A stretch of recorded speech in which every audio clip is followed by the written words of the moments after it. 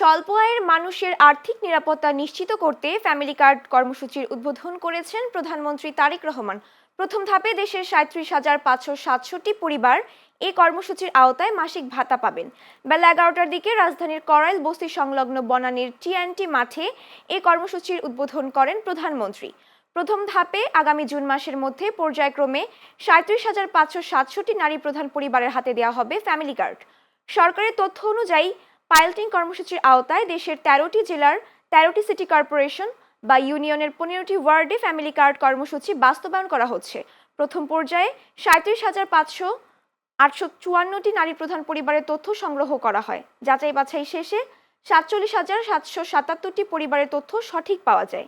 এর মধ্যে একই ব্যক্তির একাধিক ভাতা গ্রহণ, সরকারি চাকরি বা পেনশন সহ বিভিন্ন কারণে চূড়ান্তভাবে ৩৭,৫৬৭টি পরিবারকে ভাতা দেওয়ার জন্য নির্বাচিত করা হয়েছে।